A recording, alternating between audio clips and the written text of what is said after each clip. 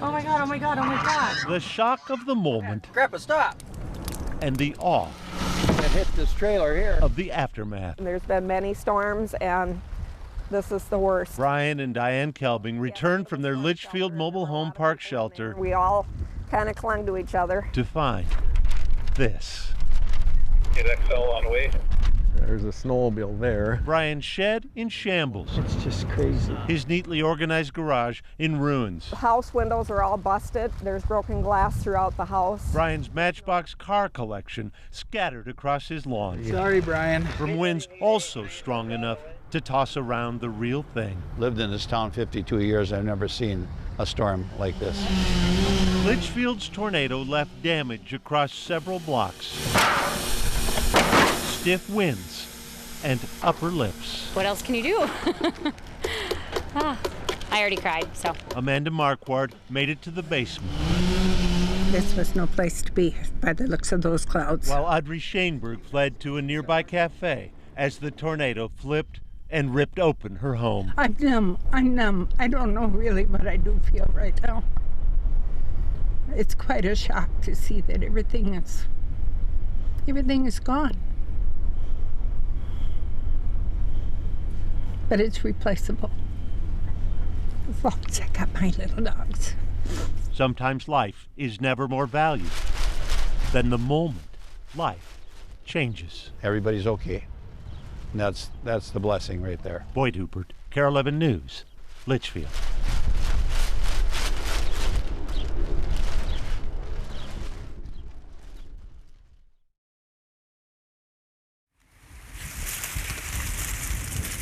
Ill winds and gray days fell upon the land, farmed for more than 50 years. Yep. By a seed corn-capped Mark Altermat. Yep. A Redwood County legacy passed from his father. Tradition to Mark. Be carried on. To his son. When you build something, you want it to continue to be built. A farmer's dream that then died on a dark summer night on Lake Chetek. Boating accident. He had hit the bridge. Barb Altermat is Mark's wife, and Perry, the operator of that doomed boat, was their son. I'm too emotional about it. Their granddaughters, Miranda in Blue and Casey in Peach, have grown up some since this picture was taken, but neither was ready for this. No time to dwell on anything. You just got to keep going. Casey was 22 when her father passed away.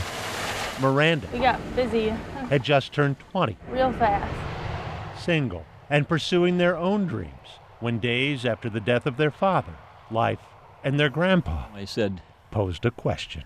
Do you want a farm? Well, we're going to help. I said, that ain't what I'm asking you.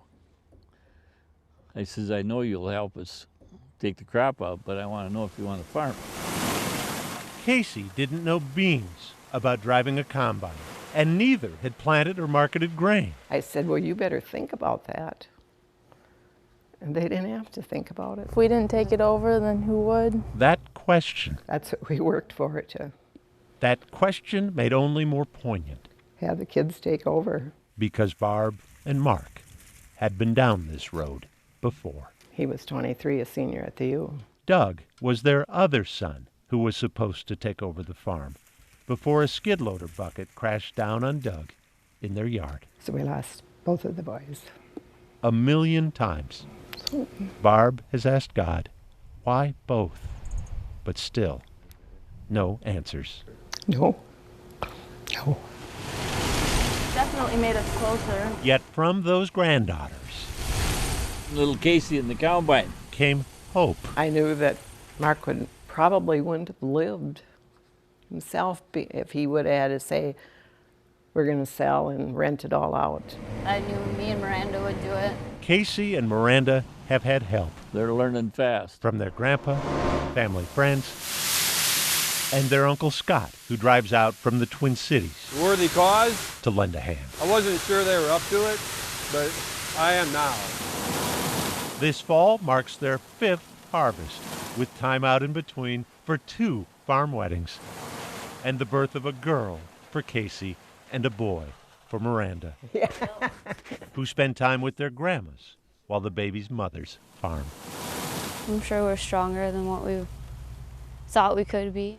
Sorry. For Tammy, their mother, it's overwhelming sometimes, thinking about the husband she lost and how much life has changed. But you gotta go on. So on they go. We'll go till at least 8 tonight. When darkness fell on a third-generation farm, the women of the fourth lit the way. Boyd Huppert, KARE 11 News, Lamberton.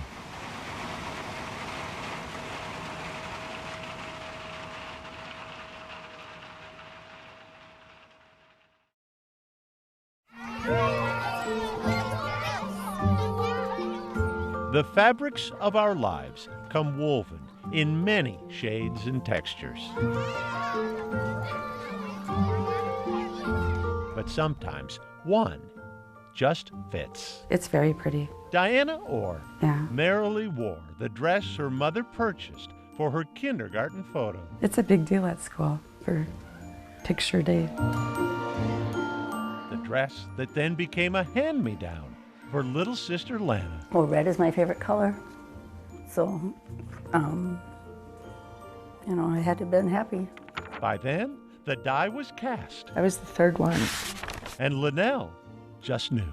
I knew it was my turn coming, and yeah, felt pretty special. Each time the dress came out, Yep. the girl's mom was sure would be the last. Because a boy was supposed to come along. I kind of got a butch haircut there. Instead came Lisa, Yeah. then Corrine, Had to. Had to. then Sarah. Then it was just girl, girl, girl. Girl, girl, girl, girl, girl, girl. All in the same plaid dress. It's something that happened, I guess. Something Yep. that didn't stop. I'm second generation. I'm glad we could keep the tradition going. Again and again and again and again and again and again and again. Jessica, Emma. I'd say that we did it for Grandma. 16 girls over 2 generations sharing the same jeans and a dress. 51 years. Yeah, 51 years. 51 years. Mm-hmm. And all of it on the line. Our picture day. Nope, I'm not wearing that thing. I said, yeah, you have to. Nope. Sarah, the youngest of the original sisters, Very much a tomboy. knew that little blonde-haired cutie was not going easily. She likes playing with the boys out in the dirt. And turns out Sarah, despite the smile, Same thing. was as dress-averse as her daughter. I told her she had it coming. The knowing grandma. The no way 6-year-old. Boys and girls. And the mom in the middle. I did not want my child to be the one not to wear the dress. Does anyone have to change clothes or go put something special on? Life today will offer Aubrey a couple of lessons. Some things you do for family. Hi, Aubrey. And the rest for your mother's promise of monster truck tickets. Sweetie, what's your name? For 5 minutes in that dress. Aubrey will be building on a tradition that has for 5 decades honored her grandma and bonded the women in her family. Stand right up there, sweetheart. But for the first time, she'll be doing it in pants and a ball cap. Give me a big one again. Oh, that smile, I love it. Well played, Aubrey. Sweetheart, you did awesome. Thank you. An appropriate nod to changing times Ready? as Aubrey closes the book on her generation Hold my hand. and the dress, Wait, don't run, Aubrey. just in time Hi. to picture this. That's Mommy. As long as the dress holds up, I think the tradition will. Just a small thing that ties us all together. Boyd Huppert, KARE 11 News, Morrow.